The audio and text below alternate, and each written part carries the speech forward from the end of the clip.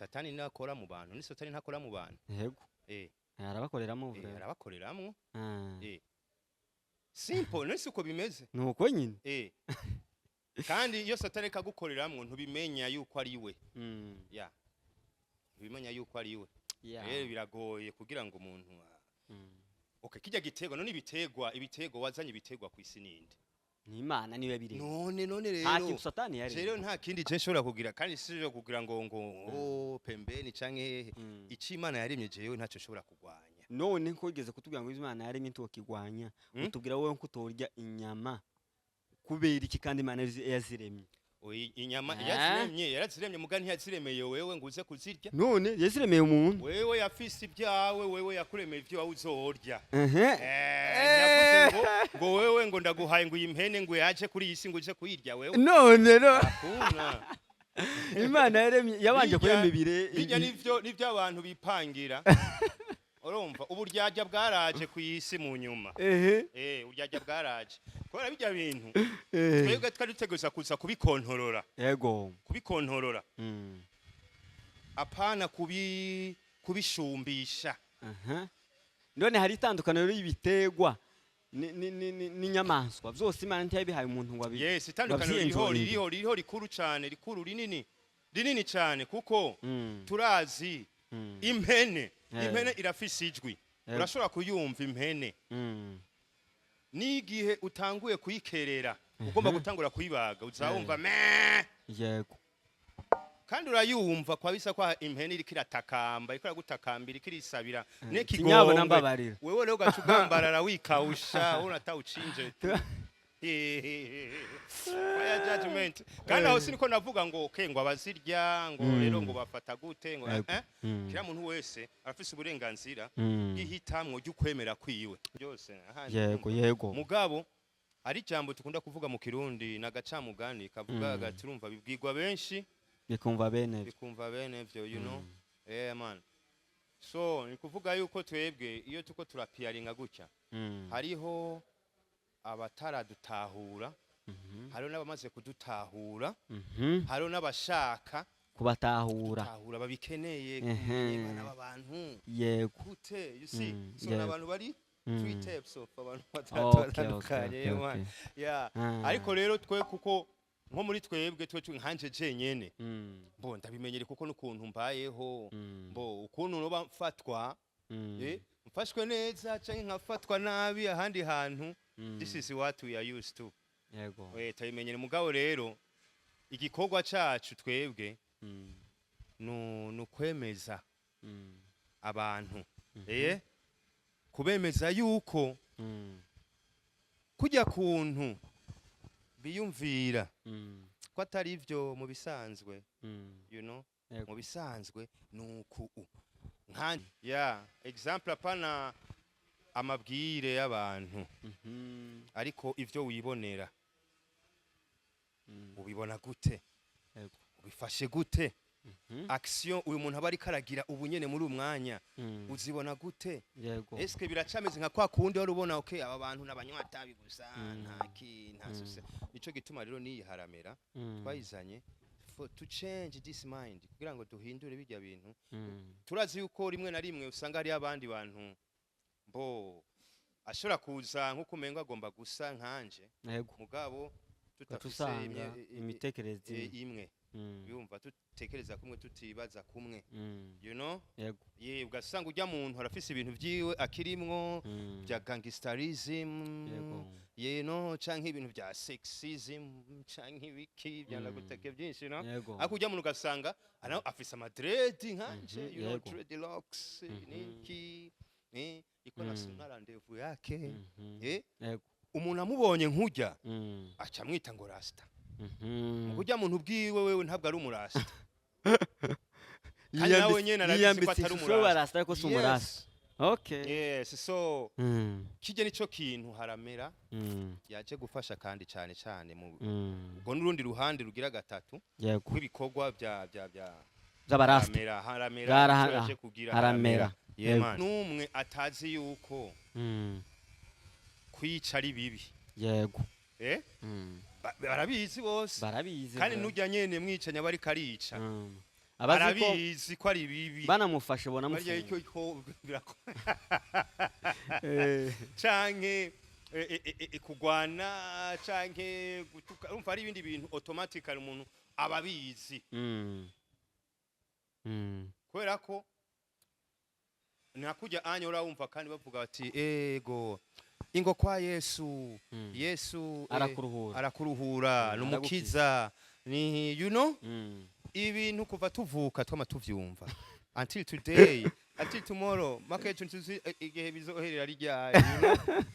So sikuvuga ko abantu batabizi siko mvuga yuko abazana bagirimba gospel in that way and tell people Jesus come to Jesus yuko ari bibi no sibyo shaze kuvuga gusa ese kuvuga ukuntu ko kuzana ukuntu upresenta ikintu mu bantu ye nibizokome biza muri rya jambo rya nyene kubera iri jambo rya muntu yararivuze nawe urukura riso yamurivuga ni gufatiriana sasa ile pale. Hello bakunzi ba Achieve Your Dreams, kuko bisanzwe twagaruye umusaza muzi umupro umustar musanzwe mumenyere muri Buja Flavor ariwe Yoga Man. Twamugaruye hano aho mubona turi twamusanze muri Haramera concert. Iyi Haramera yama igaruka rimwe mu mwaka, buri mwaka yama ikora kuko twabamenyesheje mu mwaka washize n'ubu kandi harageze yama ayikora buri gihe cyose uko umwaka utashe. Rero turakwiyegereje Yoga Man, karibu sana bwana mzee. Asante sana nashukuru sana ndashimye ndabishimye cyane ko ndi hano muri uyu mwanya yego namwe kuba mwaje hano mubone nyene ivyo turimo yego it's a blessing. Yagize neza cyane Haramera turabara kuko mwamaze kwinjiramo mwayitanguye kubera iki wayise Haramera wa ikonsere yawe buri gihe cyose wamuyita Haramera? Haramera icambere imbere ya vyose we all know turabizi twese yuko Africa it's a green place yeah Africa is a green place hariho hose henshi cyane yani ubutaka buri rich you know yeah na hano tubona yuko uhateye ikintu cyari cyo cyose kiramera urumva rero uvuze kumera nyene mu kirundi ciza nibi kumera ahantu nyene ushobora guteragira ibiharagi ibijumbu ibiterwa byose bya bibiti yego you know haramera rero mugabo rero ubu unye twebwe haramera sivuga ko hamera gusa ibiterwa byonyene kuko n'umuntu nawe ni nk'ibiterwa nawe nyene you know aramera nawe nyene kujya gukura uko kumera ku ruhande rw'umuntu nawe so now tuko tugerageza guteragira urubuto dushinga imizi imizi urubuto rw'urukundo amahoro mu bantu ubumwe you know tuko duteragira urubuto rw'ikintu cari cyo cyose ciza yego ibyiza gusa tuvuga ibyiza man urumva ni urukundo nyene urukundo rumere mu bantu kuko urukundo rwamara kumera umva byose bizoba bishobotse aho haramera rero bizoba ariko biraba yego man none kuva mu mwatangura aya makonsere ya witira biramera niki umaze kubona niwe musaruro umaze kubona mu gihe umaze gutanga ino message cyangwa se igihe umaze utanga ino message niyihe mpinduka umaze kubona? Nabwo nshobora kuvuga yuko nk'umusaruro urimo kubera ko nabwo nshobora kuvuga ko umusaruro wo urimo kubera ko tukiri ko turatangura yego ko turatangura you know ariko biko bitwereka neza turabona sinye yuko ibintu uwo musaruro uzoza kuba kandi mwiza yego gusa ikidushimishije nuko tubona yuko byamaze gutangura byatanguye kandi birashoboka yego ijya ide dufise icyumviro cyo tuyumvira two turabona yuko gishoboka yego urumva ide yamaze kwambara umubiri fondation tugerageza gushinga fondation ariko gushinga wa muzi man aya ndumva ari sawa cyane gose. None iyi Haramera mumaze kuyikoramo concert kanga kuva watangura? Mu bisanzwe novuga yuko ari ubugira gatatu aha mugabo tugomba kuvuga ivya edition iyo bariyo igiye kuba nk'ubwa mbere. none ijya warakoze mu Kamenge umwaka uheze ijya wari wayise gute? Ijya anye nayo yari haramera mugabo haramera sous forme yo ku publicité kumenyesha abantu ijya kumenyesha abantu ijya ide ko ibintu bigiye kuba nuku aha hajya wari ide wari kusasiriza abantu wari umunsi wa mbere abantu batangura kumva kumenyesha iryo jambo haramera ya nico bisigura n'impamvu ibayeho iyo haramera. Yes, so uwo mwaka rero uwo ni wo munsi rero wa mbere novuga ko dutanguye kuza guteragira uwo ni wo munsi wo kuza guteragira okay rero nukurindira umusaruro urabe kuzoza yego kandi uko umusaruro kugira ngo uze neza ni kuvuga yuko uvyitwararika uravomerera iminsi yose you know uko tabivomereye rwa rubuto ruhava rubora. Bien sûr. Yego.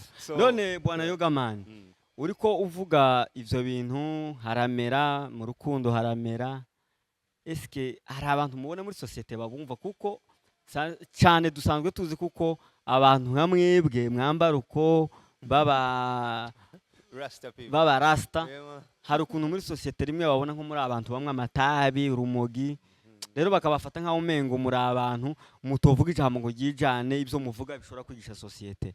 Hari imbogamizi wabibonyemo wewe nkuko canke wewe wabonye nkari bisanzwe baragufasha ico kimwe n'abandi bantu basanzwe? Mu bisanzwe uko niko vyama bimeze akenshi cyane kenshi cyane muri societe y'ahantu henshi no mu bihugu byose yego mugabo ari jambo tukunda kuvuga mu Kirundi nagacamugani kavuga gaturumva bibwirwa benshi bikumva bene vyo you know man, so ni kuvuga yuko twebwe iyo tuko turapiaringa gutya hariho abataradutahura hariho n'abamaze kudutahura hariho n'abashaka kubatahura babikeneye kumenya n'abantu yego gute you see so n'abantu bari three types of abantu batandukanye yeah ariko rero twe kuko nko muri twebwe twe nkanje jenyene mbo ndabimenyere kuko n'ukuntu mbayeho mbo ukuntu no bamfatwa mfashwe neza canke nkafatwa nabi ahandi hantu this is what we are used to yego tabimenyere mugabo rero igikorwa cacu twebwe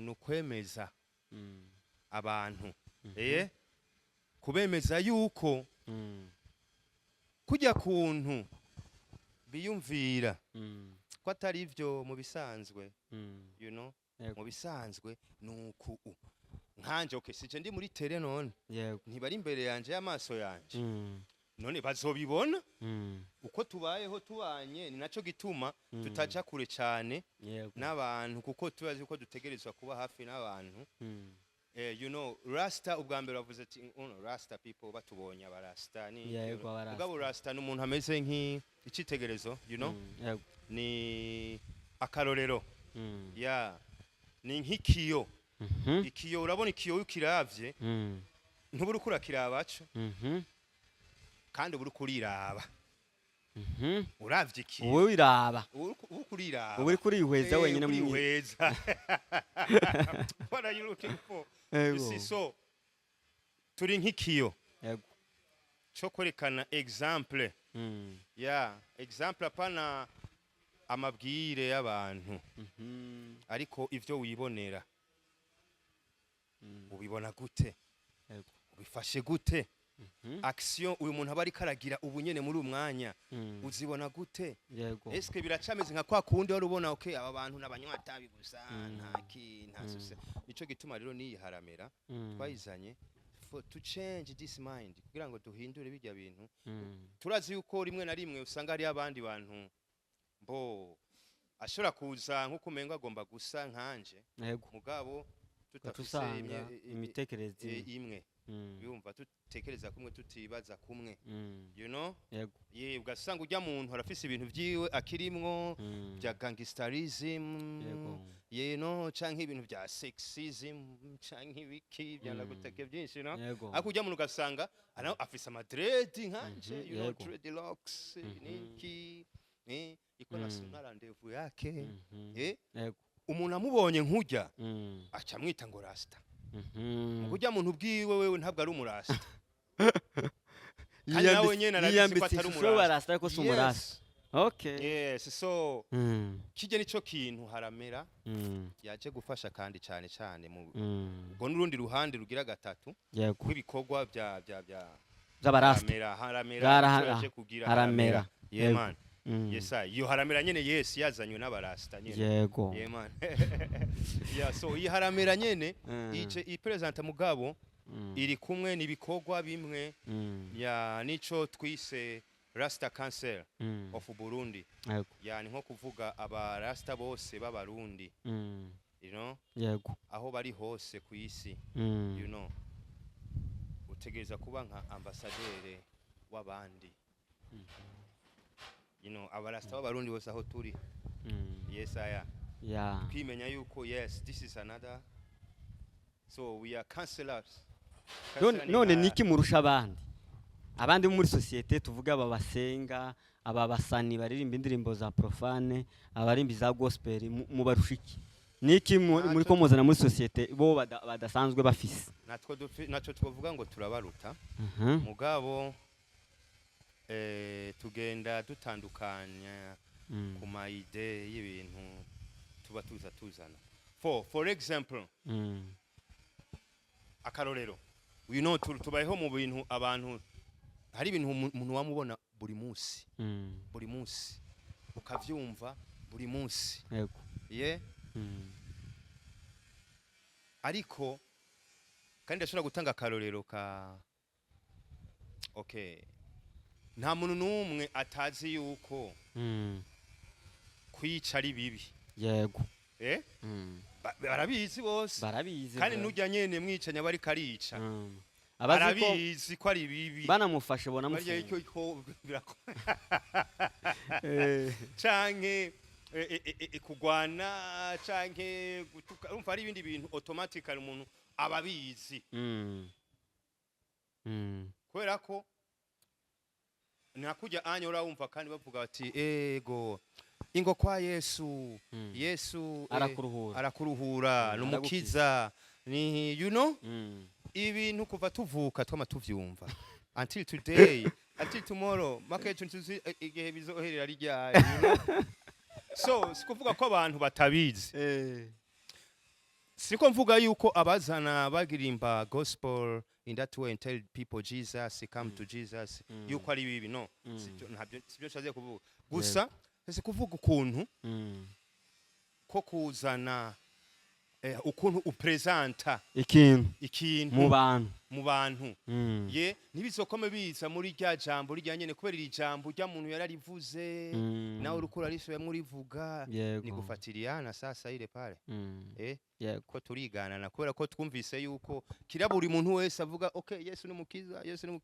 mugabo ndashobora kukubwira ikintu fulani canke nkakwereka ikintu fulani binganya nkuko bijyanye n'ijya histoire y'uwo Yesu uvuga canke nde mugabo bikaba biri ca kintu cyo kimwe ariko tukaza tuko tubisigura kandi mu nzira yindi ushasha abantu batamenyereye kandi kugira ngo tworoshe mu gushobora guhitamwo man okay tuko tuvuga yuko tuje guteragira tuko tugerageza guteragira urubuto yego gwiki kurukundo umwe amahoro.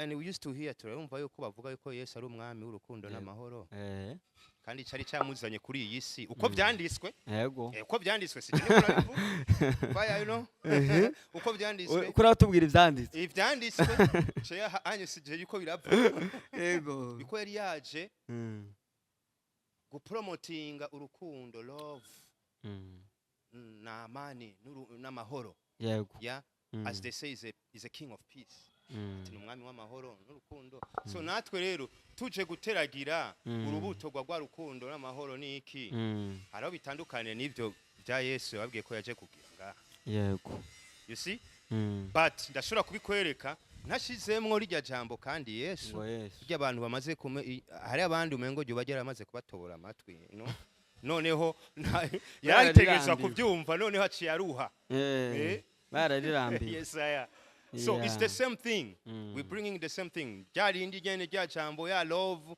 irya nyene bavuga ngo Yesu, bavuze ngo Yesu ngo bako bavuga ngo ni sinye y'urukundo. Umva rero natwe tuje gupresenta gwa rukundo one time. Ntaho bitandukaniye na bijya anye Yesu yaraje kubabwira kandi. So which is the same thing. Umva onye sinzi ko no vyita yuko turabarusha bajya bandi canke tura urumva wewe ubifata nk'umwese mutanga message imwe.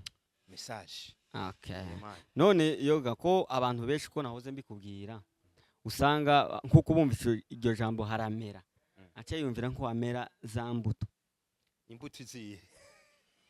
Zivuge zitomora kugira ikibazo. Za zindi nyine zigoye kuvuga. Free ko cendaze ko hari imbuto nyinshi, hari imbuto zirengarenga imbwija, inyabutongo. Za mbuto ziba zicoye ku mpuzu z'abarasta. Z'abarasta. Abarasta mu bisanzwe twebwe dutunzwe n'ibitegwa. N'ibitegwa byose? Ibitegwa. Mugabo hari kimwe kiri principal. Hari kimwe kiri principal. No ku mpuzu cyama kiriko. Kunki? No ku mpuzu. Cyama kiriko. Kivuge gusa ntaco we kivuge. Kuko jewe kubwanje ziko nkoresha ibitegwa byose. Kandi wabyo ko nabyo wivuzamo wewe utakimenyesheje neza na neza ati iki shaka kumenya ariko ko jewe kuri jewe byose rabifata ko bingana. Okay, kico wambaye ico rangi ico gitego wambaye mu mutwe ni iki? Burya anye je mbona amarangi yanje asigura ala ni iki. Ngabo ndibaza yuko ico ushaka kuvuga igitegwa kijanye na herb kijanye ni imfungurwa kandi n'umuti. Oya si imfungurwa ico navuze. Ni imfungurwa. Wewe cyita imfungurwa mugo. Cyo imfungurwa. Zeyo zose ico cyose wibaze none kirya barakirya none. Barakirya barakinywa nk'icayi. Kirya barakinywa nk'icayi you know? Yego. None kirya giterwa nyine tushatse kuvuga ko muri societe gisa nkaho kitemewe wewe kwereka ukibona mwindya ni iki wakibonyemo gihambaye? Bo jewe kubwanje ico nama navuze kandi kenshi. Yego. Ico Imana yazanye kuri iyi si. Yego. Ico Imana yazanye kuri iyi si. Jewe kubwanje nta bubasha mfise canke sishobora kugwanya icaremwe n'Imana icari cyo cyose. You know? Yani kuvuga ko muri make ugwanyije igitego Imana yaremye canke icari cyo cyose Imana yaremye. Yego. Ikigwanya ico Imana yaremye turakizi ni ikintu kimwe gusa. Arico benshi bita ngo Satani. Satani niyo iri opposite n'Imana. Yego. Kubw'ivyo rero ivyo Imana yagize vyose Satani rabigwanya. Yego. Muri make kuri jewe je ntabwo nshobora kugwanya ico Imana. None ushatse kuvuga yuko bano bakigwanya ari Satani ababa bakoresheje. Satani nakora mu bantu ni Satani ntakora mu bantu. Yego. Arabakoreramo arabakoreramo. Simple nese uko bimeze. Nuko nyine. Kandi iyo Satani kagukoreramwe ntubimenya yuko ari we. Ntubimenya yuko ari we. Rero biragoye kugira ngo umuntu okay kijya gitegwa none ibitegwa wazanye ibitegwa ku isi ninde? Ni Imana niwe biri. None rero. Nta kintu Satani yari. Rero nta kindi je nshobora kugira kandi sije kugira ngo pembeni canke ici Imana yaremye jewe ntacyo nshobora kugwanya. None ko igeze kutubwira ngo Imana yaremye ntokigwanya utubwira wowe ko utorya inyama kubera iki kandi Imana yaziremye. Inyama yaraziremye mugani yaziremeye wewe ngo uze kuzirya. None yaziremeye umuntu. Wewe yafise ibyawe wewe yakuremeye ibyo wawe uzorya. Ngo wewe ngo ndaguhaye ngo impene ngo yaje kuri iyi si ngo uje kuyirya wewe. None Imana yaremye yabanje kurema ibire. Bijya nivyo abantu bipangira. Urumva uburyarya bwaraje ku isi mu nyuma. Uburyarya bwaraje. Kubera bijya bintu twebwe twari duteguza kuza kubikontorora. Yego. Kubikontorora. Apana kubishumbisha. None hari itandukaniro y'ibitegwa n'inyamaswa byose imana ntiyabihaye umuntu ngo abiri. Yes, itandukaniro ririho rikuru cyane, rikuru rinini cyane kuko turazi impene irafise ijwi. Urashobora kuyumva impene. N'igihe utanguye kuyikerera ugomba gutangura kuyibaga uzawumva me. Yego. Kandi urayumva kwa bisa kwa impene iri kiratakamba, ikora gutakambira ikirisabira nekigombe. Wewe rero gacugambarara wikawusha unatawucinje. Aya judgment. Kandi aho siniko navuga ngo ngo abazirya ngo rero ngo bafata gute ngo kira muntu wese arafise uburenganzira bw'ihitamwo ry'ukwemera kwiwe. Yego. Ndibaza yuko atanumwe ashobora guhindura ico kintu. Yego ndaho. Kira muntu kandi ndibaza yuko no mu mategeko no mu bindi byose ariho hose. Umuntu afise uburenganzira na gakeka kiwe agateka. Yego. Kuba n'ukwemera kwiwe. Yes. Yego. Yabura umwisilamu kwera ko atarya inyama y'ingurube niki ari gituma niki. Umva abantu bashobora kumufosinga ati wowe ntubo mu Isilamu rero ibintu irya inyama ku nguvu. Oya. Tango umukirisu niba mubuza kuba umukirisu. Nikujya rero na rasta nawe nyene nuko onye. Yes. Ya ugize neza reka tuje duheraheze kuri ibi bintu bijanye na concert turimo wise biramera. So iyo biramera niki witeze ishobora guhindura mu bantu? Haramera. Niki witeze yuko bishobora guhindura mu bantu? Zohindura iki mu bantu? Ya turazi neza yuko kira kintu cyose gifise example yaco. Yego. So anye turazi twizera neza yuko bizoshobora guhindura abantu gushobora gusubira muri originalite yacu. Originalite yacu kuko turabona yuko nukuntu iminsi igenda irengana niko n'ibintu bigenda bihinduka ku isi.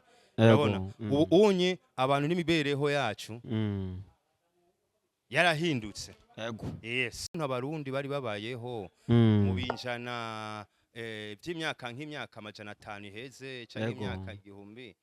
Siko kuntu abarundi ubu unye bameze cyangwa babayeho cyangwa urumva so things keep on changing. Zarahindutse.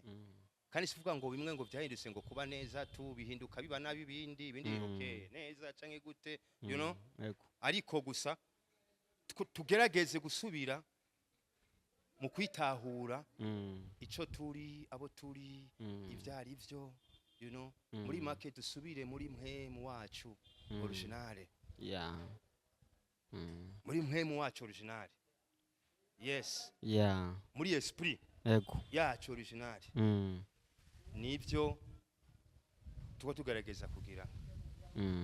Nibyo tuko tuzanira abantu nico gituma ubona tugira n'ibintu by'imico you know. Yes aya. Ya rero turabona yuko kuko muyibona twamaze kwishikira kuri terrain. Aha niho Yogaman ariko arakorera iyi concert haramera. Rero Yogaman urashobora kubwira kuri ngo tukureke ukomeze uja mu myiteguro yiwawe. Urashobora kubwira abantu bawe akajambo ka nyuma nyene ubatumirira nyine kumva i message mufisi. Yes, abantu novuga bati nitwitegure kira muntu wese. Yego. Uzi kufise urubuto gwiza. Yego. Urubuto gwiza. Apana rubi. Gwiza. Ruzigame neza. Yego. Ruzigame neza. Tugira rutangure gutera. Yego. Yes. Aho ndiko mvuga kurya rero ubwo rubuto ni ya mpemu nziza. Wa mpemu mwiza. Mwuka wera. Mwuka wera? Mwuka mwiza. You know? Pure spirit. Yeah. Yes, idakora mabi. Yes. Yeah. Yeah. Idakora mabi. Ikora ivyiza gusa. Yego. None si mwuka wera. Yego. None shaka kuba ucu wita gute ni mwuka wera ni esprit. Ntabwo ari esprit mbi? Yes. It's a cleanliness. So urukundo ukuri no kwicisha bugufi.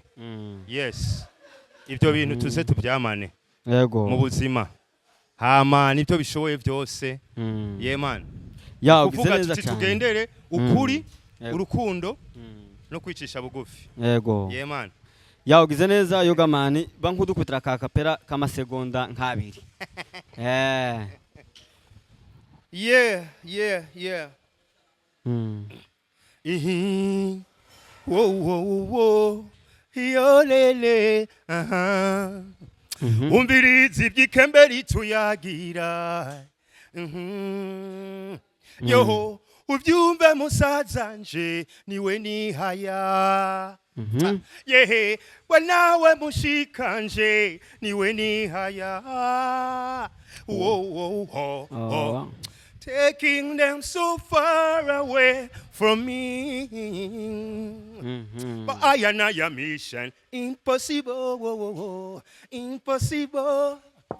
Taking them so far away from me. And disappearing. Impossible, impossible. Yeah.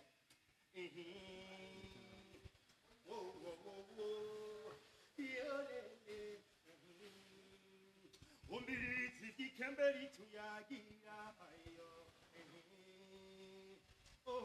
ubyumve musazanje niwe nihaya